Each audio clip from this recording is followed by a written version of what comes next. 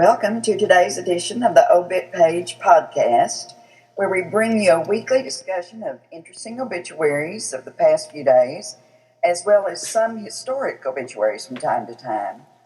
Our goal is to bring you something unusual from those obituaries to give you sort of the rest of the story. I'm Carolyn Gilbert, the founder of International Association of Obituarists, and the co-host for this series of podcasts. Today we have an added feature for your enjoyment. We have a special guest whom I consider one of the outstanding obituary writers in the country. This woman is the recently retired obits editor for the Atlanta Journal-Constitution in Atlanta, Georgia. She has that silky southern voice that I've always likened to a vat of mint juleps. Our guest is the inimitable, indomitable Kay Powell. Kay, welcome to our program. Well, thank you, Carolyn. I think it's an honor to be a part of this podcast. Looking forward to our conversation. Well, one of the reasons I wanted you on the air today is to share with our listeners what it's really like to be an obituary writer for a major daily. Now, we know that when you call in an obituary, you usually get the classifieds. That's usually what people want.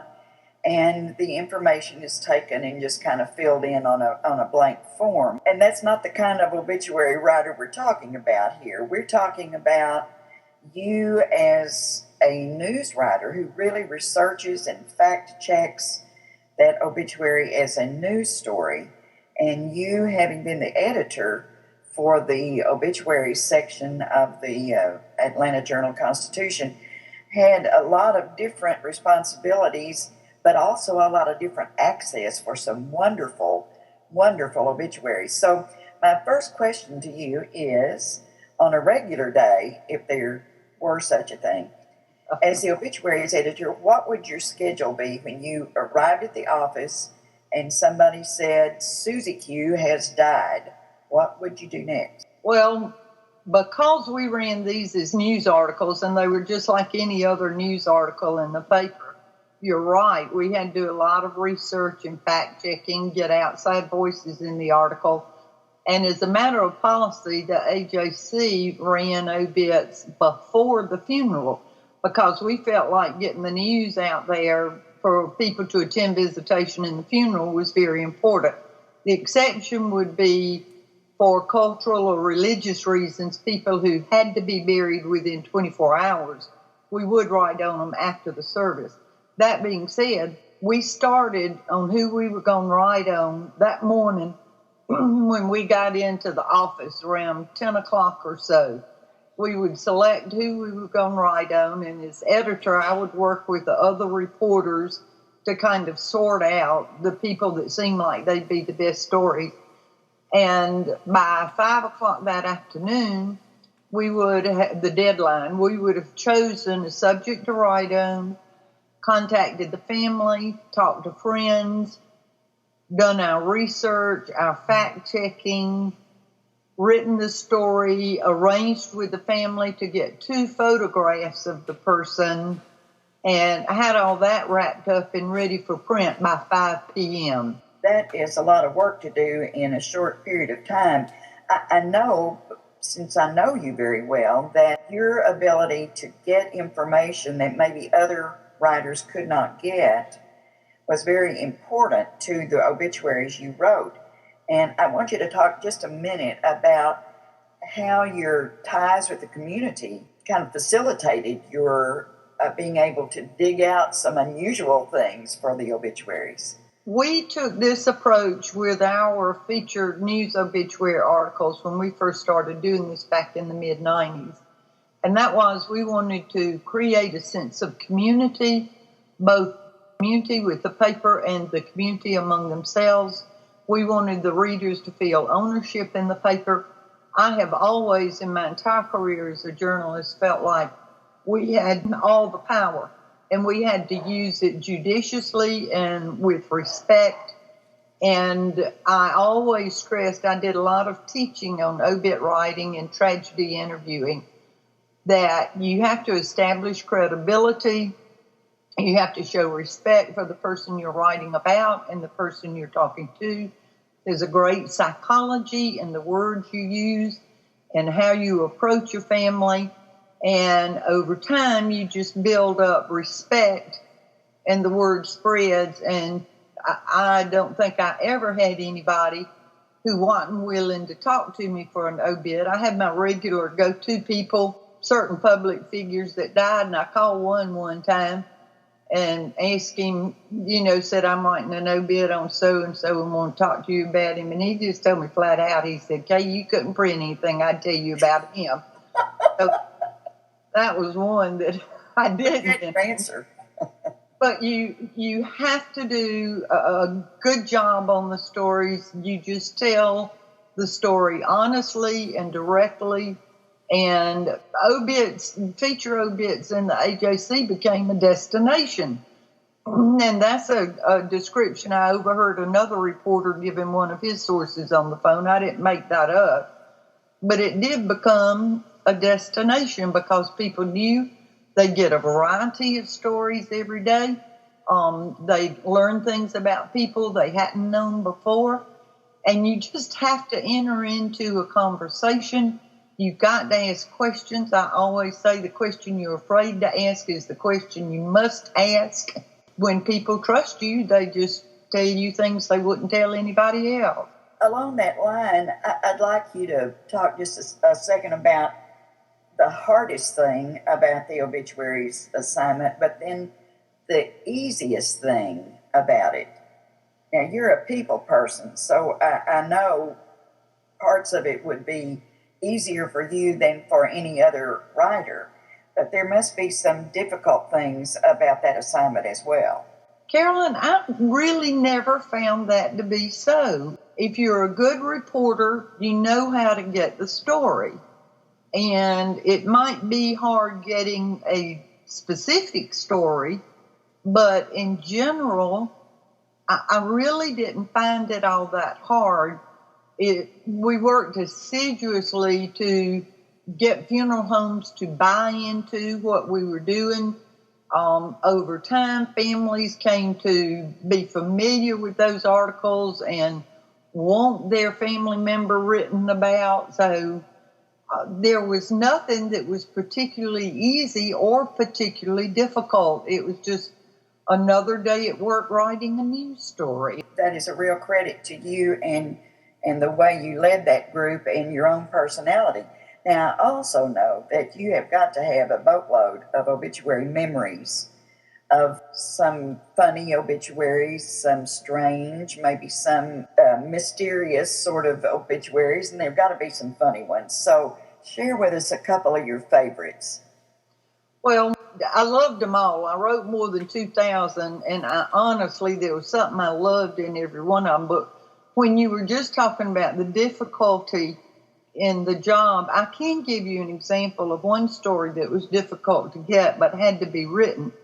When Calvin Craig, who was a Grand Dragon of the Ku Klux Klan of Georgia, died, I called his family to get the story, and his wife was resistant. His son was resistant. I talked and talked and talked, and I talked to the son first, and then Mama got on the phone, and they just didn't want anything in there, and I kept explaining to them he was a public figure by his own choice, and, that we needed to write about it, and it went on and on and on, and the mother called the editor of the paper, and the son called me back and talked to me some more, and I told him, I said, if it was my daddy, I'd probably feel the same way. And he said, Kay, we just want it to be fair. And I said, well, I do too. It will be a fair story, and it will be written, but it's very important for you to have your voice in it. So they all agreed to it, and I wrote the story, and I got one of my favorite lines out of it. Calvin Craig resigned as Grand Dragon of the Ku Klux Klan, and he teamed up with Zernona Clayton, who was a black civil rights leader here, and they wound up with a dog and pony show that was in demand all over the world. The black woman and the former Ku Klux Klan Grand Dragon, who had teamed up to talk about working side by side. And all the mail for them from Germany, England, for TV magazines would come into Mayor Ivan Allen's office. And Mayor Allen, what he'd do then is turn all the letters over to Zernona Clayton for her and Calvin Craig to decide which ones they want to accept. And Mayor Ivan Allen said, only in Atlanta could the contact with the Ku Klux Klan be through a black woman. Amazing. And so that's one that was difficult to get, but an interesting story because it let everybody know what he'd been doing since he left the Ku Klux Klan. A difficult lead I had to write was I did the obit for Dr. Warren Blumenfeld. He was a professor of psychology and management at Georgia State University. But what he was known for was his collection of oxymorons. And in fact, he died in 98, and his books are still available on Amazon.com. And I knew I had to work oxymorons into his story and into his lead, and that's not something I do well. And I called up the features to get somebody to help me with oxymorons, and they wouldn't help me. So this is the lead I finally struggled and came up with on his obit. The novice master, national local authority, an internationally unknown expert of oxymorons, former Georgia State University professor Warren S. Blumenfeld died of colon cancer, and so forth like that. Wow. I had to work at oxymorons in throughout that story. And I've never forgiven one of my colleagues in features who wouldn't help me come up with good oxymorons.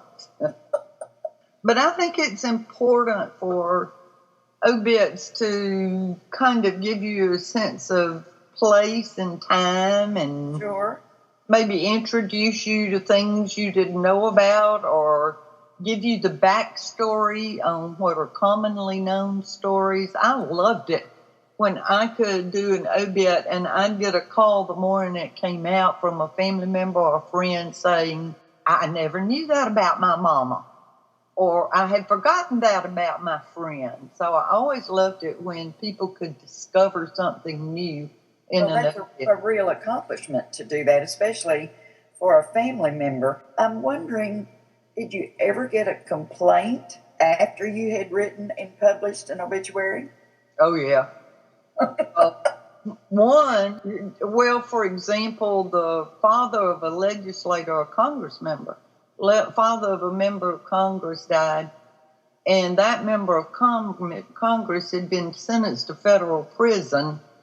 And I mentioned in there, he was the father of so-and-so who served time in federal prison for doing this. And people didn't think that was appropriate. But my approach is our job was to answer questions, not raise questions. And we couldn't have the reader sitting there saying, well, I wonder if that was the father of so-and-so, or the lawyer who made his whole reputation on defending new dance clubs. And his wife was outraged that I would put that in his obit. But that's what he made it. You couldn't overlook it. Or, largest construction contractor in the state of Georgia that was sent to federal prison. You have to mention that. Sure. If it's a matter of public record now, there's certain things people might be accused of, but they never really go any further. And in that case, it's a judgment call whether to include it. But, yeah, I would occasionally get complaints if I had something factual in there, like the retired sheriff that killed a 16-year-old girl in his yard. People didn't think that should have been mentioned in his obit, but it had to be part of it. Sure. Well, I know we have a couple of photos from some wonderful obituaries that you've been associated with. Two closing questions. One, I want you to talk about those. And I know in speaking about one of them, you will get into the role of the obits editor when you have to oversee the obit writers and be of assistance to them. So could you talk a little bit about those two photos from the obituaries? Well, one is the photo of Annabelle Close, and Joe Geschweiler wrote that obit and did a great job Now, Annabelle Close was an outstanding woman. And the picture is fantastic. Annabelle Close was, I think she was, about 87 when she died in 2002. She was president of the Atlanta Astronomy Club, whitewater canoeist, birder, traveled to Canada to see a total solar eclipse, to South America to view Halley's Comet, to Africa on a picture-taking safari. The family sent me a fabulous photo of her on a chute with a corncob pipe coming out of her mouth, and one of our younger reporters came running over my desk the morning that was in the paper, and he was talking about all those things he'd been involved in, and he wound up, I say, Kay, if she wasn't dead, I'd ask her out. And I thought that was a pretty big compliment coming from a young reporter about an 87-year-old woman we'd written that. Now, when I talk about obits having a sense of place and time, one that gives us a sense of time is a great man. He was either 104 or 107. According to the family Bible, he was 107. According to Social Security, he was 104. Claude Miller started his day with some fried streakoline or fatback and a homemade buttered biscuit with brown sugar on it. Then he set out for a day of working at a sawmill, making moonshine, and bootlegging on the side. His daughter-in-law was the best interview for that story. It's one of those that wrote itself because She gave such good quotes. She said, he was only in jail one time. They blew his steel up in 1965, but he didn't go to jail for that. It was a different time he was in jail for bootlegging. And Ed, he kept on. She said just recently he had wanted to go to North Georgia and get some apples to make some of his apple brandy. Still at 104, he wanted to keep his hand in. And she told me, well, I wrote this. He was as wily playing checkers as he was at eluding revenue agents for half his life. And he played checkers on a checkerboard he created on a tree stump. And for a sense of place, I've always said, Carolyn, there's an obits goddess that takes care of those of us who write about the dead. This is Thelma Hogan, who was 79 when she died. She lived in Tucker. At Matthew's Cafeteria, a smiling Thelma Hogan called you by your first name, asked after your mama, made sure your cornbread was cooked just like you like it, and hugged your child in her lap while she rang up your lunch on the cash register. She did that about 800 times a day for 43 years. I had that story written and ready to move to the line editor when I was sent the photo to accompany it. And there was Thelma with the cash register open with somebody's precious little baby sitting on her lap. And I said, there couldn't possibly have been a better marriage of photo and story. Yep. And nobody would ever know I wrote the lead before I got that photo. I'm sure they thought I looked at that photo and then wrote the lead. Well, Kay, you have really pricked our imagination about how these wonderful news obituaries are written and the steps that it takes to get through them.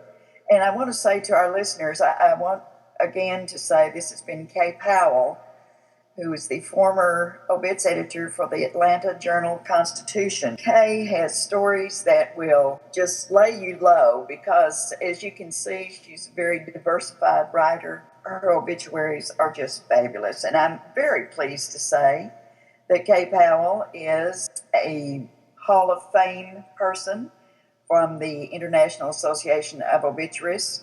We knighted her when we had a conference in Bath, England. She has the appropriate trophy to show for it, and we're very proud of Kay. And Kay, thank you so much for being with us today, and we'll look forward to talking to you again. I thoroughly enjoyed it. Thanks a lot, Carolyn. Thank you, Kay. Oh, you dog, you rascal, you. Ah! Oh, you dog.